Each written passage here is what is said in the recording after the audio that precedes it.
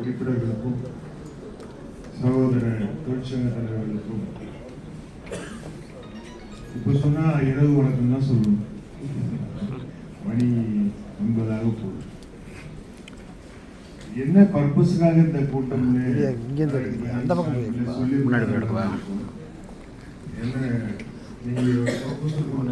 சொல்ல மாட்டார்ல போய் எடு டைம்லயோ ஒரு நாள் நல்லபடியா நாங்கள் உங்களுக்கு கொடுத்தாச்சு. அது மேல உங்களுடைய கன்சிடரேஷன் ஏதாச்சும் இருந்து அதை இன்க்ளூட் பண்ணி எகைன் ஒரு ப்ரொபோசல் கொடுத்து பேசியிருந்தா இன்னைய டிஸ்கஷன் கொஞ்சம் பெட்டரா இருக்கும்.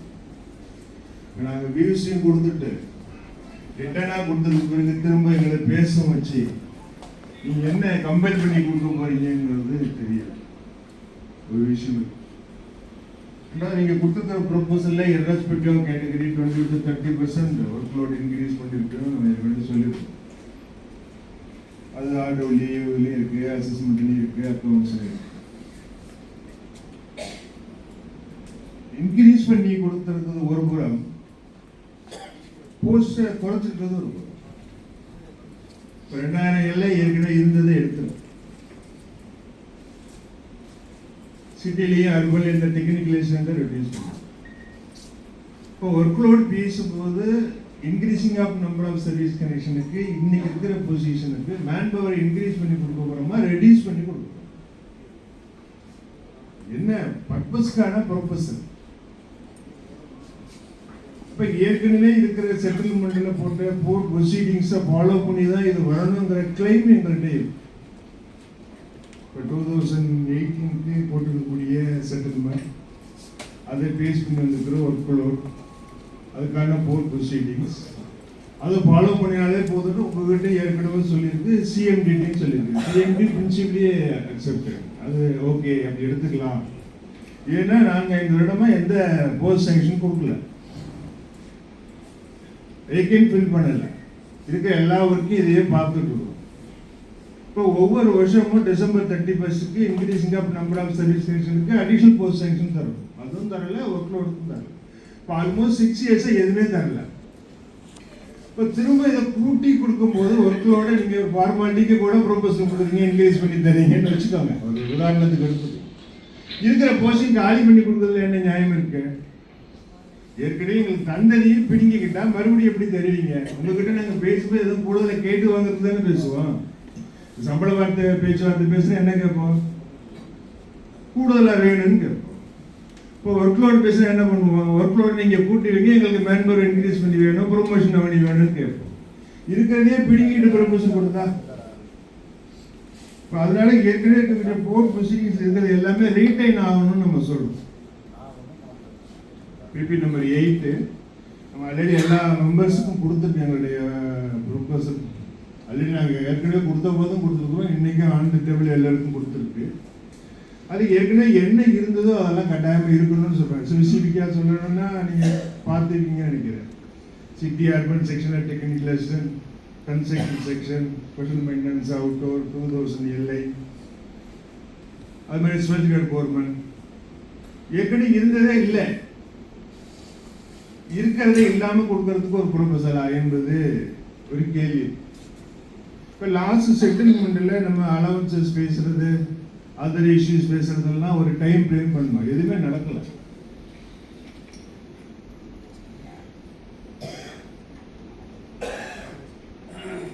ரைட் சைசிங் ஆஃப் மேன் பவர்னு நிறைய போஸ்டர் காலி பண்ணியிருக்கு.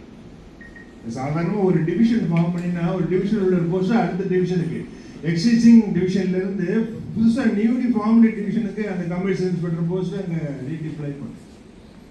இப்போ நம்ம அட்மினிஸ்ட்ரேட்டிவ் பிரான்ச்சில் போஸ்ட் செலெக்ஷன் செக்ஷன் ஒன்று இருக்கு. நான் பலமான சொல்லியாச்சு, போஸ்ட் ஆபரேஷன் செக்ஷன் மாற்றிடலாம். எந்த போஸ்டும் நம்ம கிரியேஷன் பண்ணலையே, இருக்கிறது எல்லாத்தையுமே காலி பண்ணிட்டு தான் இருக்கிறோம். இப்போ ரீடிப்ளை பண்ணுறது இல்லை டிஸ்கன்டினியூ பண்ணுறது, அதுக்கு தான் ஒரு செக்ஷன் இருக்கு அப்படின்னு சொன்னால் என்ன பண்ண முடியும்? இப்போ என்னெல்லாம் against settlement, breach of settlement, என்னெல்லாம் போஸ்டை காலி பண்ணியிருக்கீங்களோ, ரீடிப்ளை பண்ணியிருக்கீங்களோ, டிஸ்கன்டினியூ பண்ணுங்களோ, எல்லாத்தையும் திரும்ப கொடுத்துடணும். ஏன்னா லாஸ்ட் செட்டில்மெண்ட் என்ன இருக்கு? No revision, no retrenchment. அப்போ ஒரு செட்டில்மெண்ட் முடியறதுக்கு முன்னாடி ஒரு செட்டில்மெண்ட் போட்டால் அடுத்த செட்டில்மெண்ட் வரைக்கும் இருக்கு. நீங்கள் 2018 செட்டில்மெண்ட் போட்டோம். 16/5/2023 போட்ட செட்டில்மெண்ட்ல ஒர்க்லோடு பேசல. இப்போ என்ன அர்த்தம்? நெக்ஸ்ட் செட்டில்மெண்ட் வரைக்கும் கண்டினியூ ஆகுதுன்னு அர்த்தம். செட்டில்மெண்ட்ல உள்ள விஷயங்களே காலி பண்ணினா செட்டில்மெண்ட்டுக்கு அகேன்ஸ்டா அது நியாயமான விஷயம் இல்லையா? எந்த பேஸ்ல ரைசேஷன் ஆஃப் மேன் பவர் யாரோ ஒருத்தர் சொன்னாரு, எழுதினாரு, போனாரு, வச்சுக்காரு, ரைட்டு, ஓகே. அதையே கண்டினியூ பண்ணிக்கிட்டே இருந்தா எப்படி பண்ண முடியும்? இப்போ இன்னைக்கு வரைக்கும் நம்ம அதை செய்யணும். இப்போ ப்ரெசன்ட் சிட்டிங் சிஎம்டி எனக்கு அதில் இன்ட்ரெஸ்ட் இல்லை, ஏன் ரீஅப்ளை பண்ணணும், ஏன் டிஸ்கன்டினியூ பண்ணணும், அப்போ அந்த வேலையே இல்லையா, அந்த போஸ்டே இல்லையா, இப்போ இல்லாமல் நடந்ததா, கேள்வியெல்லாம் கேட்குறாருல்ல.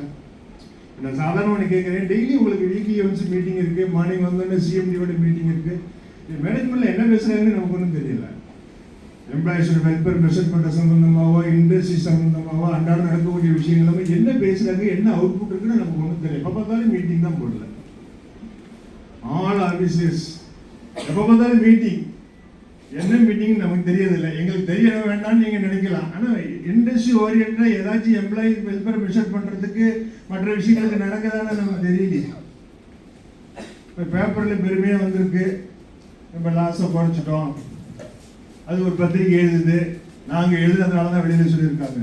ஒவ்வொரு போனஸ் டைம்லையும் எங்களுக்கு ஒரு கணக்கு வந்து கொடுப்பீங்க, என்ன லாபம் நட்ட கணக்கு, என்ன வாங்கணும், என்ன கொடுத்தோம், எதில் எவ்வளோ செலவு, எத்தனை கோடி நட்டம், எத்தனை கோடி மிச்சம்.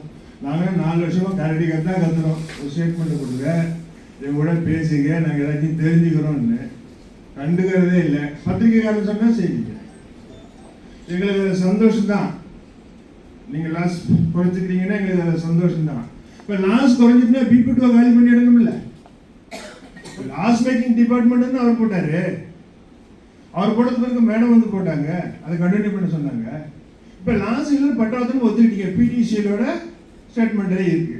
என்ன பண்ணணும்? பிபிடிஓ காலி பண்ணணும். நீங்கள் இதே பேசினாலும் வேஜுவேஷன் பேசினாலும் அவங்களுடைய கன்சர்ன்ஸ் எல்லாமே என்ன பண்ண முடியும்? வேஜுவேஷனுக்கு எப்போ சார் கொடுத்தோம்? ஜூலையில் கொடுத்தோமா?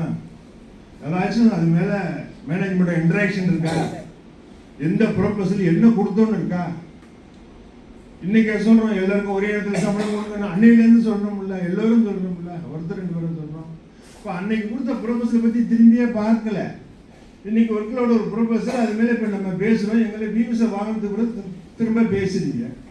நீங்கள் ஒரு போஸ்ட் கொடுக்கணுன்னாலும் எடுக்கணும்னாலும் அங்கே போய் கேட்டு வரணும். வேகன்சி ஃபில் பண்ண சொல்கிறோம் சார். 90% ஆஃப் பேர் வேகன்சி இருக்குது, உங்களுக்கு தெரியும். நீங்களே ஓப்பன் ஸ்டேட்மெண்ட்டு நீங்கள் எடுத்து பாருங்க, காசு எடுத்து பாருங்க. நான் கூட பிளானிங்கில் கேட்டேன், என்ன 1000 ரூபா காசு கேட்டாங்க கூப்பிட்டு. ஆமாம், ஸ்டாட்டிஸ்டிக்ஸ் பிளான்ஸ் ரிப்போர்ட் நான் கேட்டேன், பிளானிங்கில் 1000 ரூபா பணம் கொடுங்க, தரேன், ஜெராக்ஸ் எடுத்து தரேன்னு. ஆர்டியில் கேட்கல, வேற கேட்கல.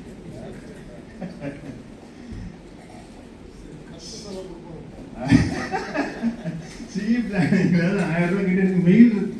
நானும் வருத்தப்பட்டெல்லாம் சொல்லலை. எலக்ட்ரிசிட்டி போர்டில் நடக்கக்கூடிய விஷயங்களை அஃபிஷியலாக நீங்கள் அனுப்புகிற ரிப்போர்ட்டை யூனியன் கொடுக்கறதுக்கு உங்களுக்கு என்ன சிரமம் இருக்கு?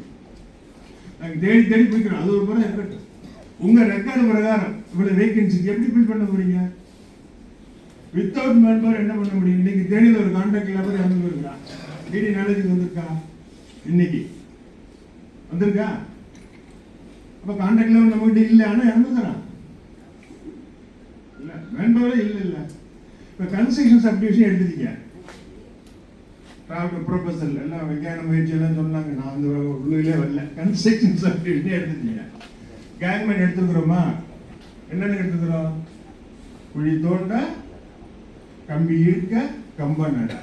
கன்ஸ்ட்ரக்ஷன் செக்ஷன் இல்லைன்னா எங்கே போய் குழி வெட்ட, எங்கே நிறைய, எங்கே தூக்க? அவன் எதுக்கு ஆத்திரப்படுறது? நம்ம தரும அவனை என்ன பண்ண போகிறோம்?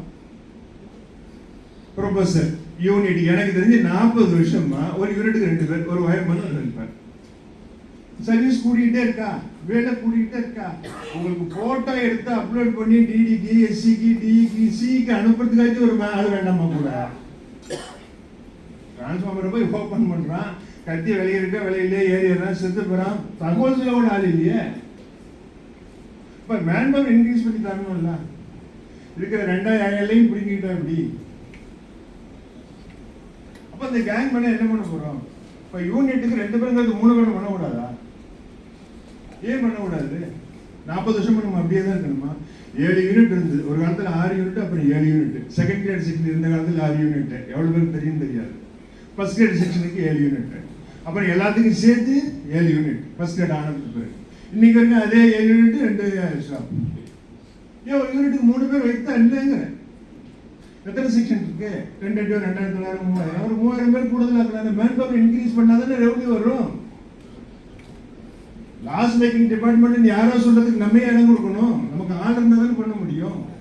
இப்போ லட்சத்துக்கு மேற்பட்டவர்கள் வேலை பார்க்குற இடங்கள்ல 60,000 வேகன்சி இருக்குல்ல. இப்போ எம்ப்ளாய்க்கு சம்பளம் கொடுக்கறதுக்காக, எம்ப்ளாய் அப்பாயின்மெண்ட் பண்ணுறதுக்காக சர்டன் பெர்சன்டேஜ் செலவு பண்ணதே வேணும். சும்மா எப்படி பண்ண முடியும்? நீங்க அடுத்த வாட்டி இங்க கூப்பிட்டு பேசும்போது எங்களுடைய வியூஸ் மேல எதாவது கன்சல்ட் பண்ணி உங்களுடைய ப்ரொபோசலை சொல்லுங்க. வேகன்சி ஃபில் பண்ணுறதுக்கு என்ன பண்ண போறோம், ப்ரொமோஷன் கொடுக்கறதுக்கு என்ன பண்ண போறோம், ஃபீல்டில் இருக்க வேகன்ட்டை ஃபில் பண்ணாம என்ன பண்றது? 10,000 பேர் ஐடிக்கு கேட்க போனால் 1850 பேர் வருவீங்க. Energy secretary, finance secretary, electricity போர்டை டிக்டேட் பண்ணி அங்கே உட்காந்து செத்த போனவங்க தேர்ந்தெடுத்துட்டா யாரு? எனர்ஜி செக்ரட்டரிக்கு சொந்தமா, ஃபைனான்ஸ் செக்ரட்டரிக்கு சொந்தமா? நம்ம கவர்மெண்ட் சார். நம்ம எனர்ஜி செக்ரட்டரி, நம்ம ஃபைனான்ஸ் செக்ரட்டரி நமக்காக தானே இருக்கிறாங்க. இப்போ இங்கே ஆள் போடக்கூடாதுன்னு சொல்றதுக்கு எதுக்கு எனர்ஜி செக்ரட்டரி, ஃபைனான்ஸ் செக்ரட்டரியா? இப்போ லாஸ் மேக்கிங் டிபார்ட்மெண்ட்டுக்கு எதுக்கு 4 IAS?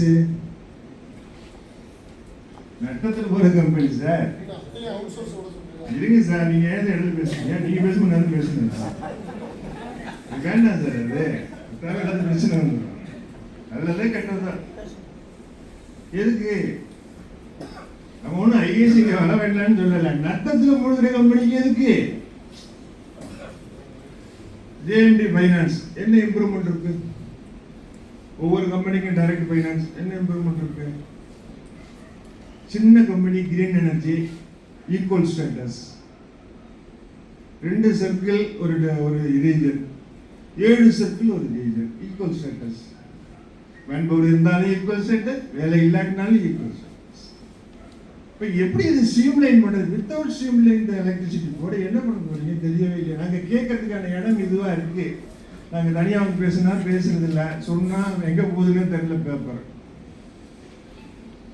உண்மையிலேயே இந்த வேஜிஷனுக்கு நாங்கள் கொடுத்த டிமாண்ட் மேலே ஏதாச்சும் ஒரு ப்ராப்பர் இன்டராக்ஷன் இருந்ததுன்னா இந்த ஒர்க் லோட் பேசும்போது ஏதோ ஒரு ஃபைனல் பொசிஷனுக்கு வரும். அது சம்மந்தமாக எதுவுமே இல்லை. இப்போ ஒர்க் லோட் பேசுகிறோம், மேன் பவரை ஃபில் பண்ணாமல் ஒர்க் லோடு பேச முடியாது, ரெஜிஸ்ட்ரேஷன் பேச முடியாதுன்னு சூழ்நிலை தான் கட்டாயமாக வரும்.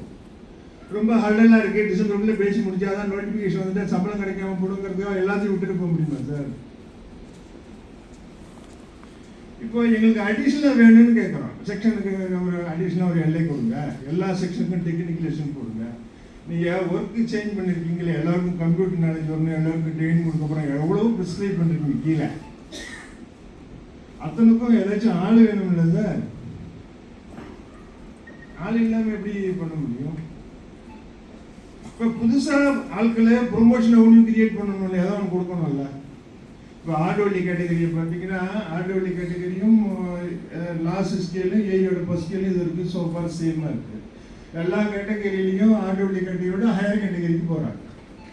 இப்போ ஆர்டோலி கேட்டகரியில் ஸ்வெல்கேட் கவர்மெண்ட்டுக்கு மேலே ஒரு போஸ்ட் கொடுங்க. ஏற்கனவே நாங்கள் எங்களோட ப்ரொபோசலில் இருக்குது. இப்போவும் நாங்கள் சொல்கிறோம், ஒரு ஃபீல்டு சூப்பர்வைசர்னோ ஏதோ ஒரு போஸ்ட் கொடுங்க. ஒரு சப்டிவிஷன்லேயே டிவிஷன்லேயே போய் வைங்க, மானிட்டர் பண்ண சொல்லி எவ்வளோ இன்ஃப்ராஸ்ட்ரக்சர் வந்தாச்சு, எவ்வளோ ஒர்க் பண்ண சொல்கிறீங்க. இப்போ இந்த ஒரு கேட்டகரி அப்படியே ஆட்டோமேட்டிக் கேட்டகரி அதே நிலையிலே இருக்குது. ப்ரொமோஷன் அவனியும் இல்லை, லைன் இன்ஸ்பெக்டர் எடுத்துட்டு அடுத்த ப்ரொமோஷன் போக முடியாது. இப்போ கூடுதலாக செக்ஷனுக்கு ஒரு எல்லை கொடுங்க, செக்ஷனுக்கு டெக்னிக்கல் கொடுங்க, யூனிட்டுக்கு 3 பேரை மாற்றுங்க, ஒரு 3000 பேர் கூடுதலாக கொடுங்க. நீங்கள் 3000 பேர் கூடுதலாக போட்டு எலக்ட்ரிசிட்டி போட ரெவன்யூவை பாருங்கள், எவ்வளோ மார்ஜின் வருதுன்னு பாருங்கள். நம்மகிட்ட ஜென்ரேஷன் இருக்கு. நீங்க எத்தனை 1000 கோடி ரூபாய்க்கு அண்டை மாநிலத்தில் கரண்ட் வாங்கி பாஸ் பண்ணி கொடுத்தாலும் 1/2 மணி நேரம் டிரான்ஸ்ஃபார்மர் ஃபெயிலியர், 1 மணி நேரம் பிரேக் டவுன், ஃபீடர் இல்லை, 1 மணி நேரம் எஸ்எஸ்ல ஃபீடர் அவுட்டேஜ்னா loss. Each and every minute valuable minute நம்மளோட காசு போயிடுது. வேலை செய்ய ஆள் இல்லாமல் எப்படி ரெவன்யூ பார்க்க முடியும்? ஓடு ஒடியாரு உட்காந்தா போட்டாடு அனுப்புன்னு சொல்றதுனால ரெவன்யூ வர. ஆள் இருந்தால் ரெவன்யூ அதை கன்சிடர் பண்ணுங்க. ஒரு யூனிட்டுக்கு 3 பேர் போட்டு பண்ணி பக்காவாக பண்ண முடியுமா? ஸ்ட்ரீம்லைன் பண்ண பாருங்க. பழைய பட்டன்லேயே இருக்க வேண்டாங்கிறதுக்காக சொல்கிறோம். இன்னைக்கு வந்திருக்கக்கூடிய சூழ்நிலை அப்படி இருக்கு. எவ்வளவு ஒர்க் பண்றாங்க, ஃபீல்ட்ல போய் பார்த்தாலும் பொசிஷன் தெரியுது. நீங்க இந்த செட்டில்மெண்ட்ல பேசி ஃபீல்ட 90% ஆஃப் வேகன்சியை ஃபில் பண்ணிட்டு பாருங்க, உங்களுக்கு என்ன மாதிரியான ரெவன்யூ வருதுங்கிறத பாருங்க. இந்த சூழ்நிலையிலேயே எலக்ட்ரிசிட்டி ஒர்க் பண்ற எம்ப்ளாயி இன்ஜினியர்ஸும் ஒர்க் பண்ணி எவ்வளவு ரெவன்யூ தர்றாங்க, எவ்வளவு ஸ்டேட்டஸ் இருக்கு. ஆல் இண்டியாவில் டெல்லிக்கு போனால் தமிழ்நாடு எலக்ட்ரிசிட்டி போர்டுக்கு என்ன பேர் இருக்குல்ல.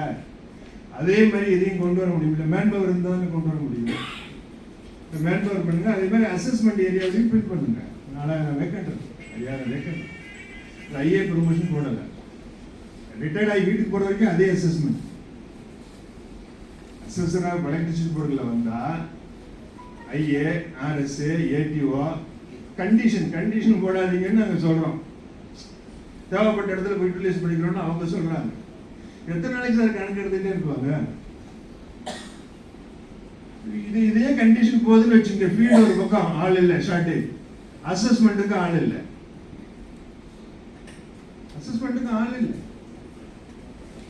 இப்ப ரெவன்யூ எங்க இருந்து வரும்? நமக்கு டிஸ்ட்ரிபியூட் பண்ணா வரும், அக்கவுண்டிங் இருந்தா வரும். இங்க மேல உட்காந்துட்டு மட்டும் பண்ண முடியாதுல்ல. இது பாருங்க, ரொம்ப டைம் ஆகுதுன்னு நினைக்கிறேன். ஆனா நிறைய விஷயங்கள் பேச வேண்டியிருக்கு.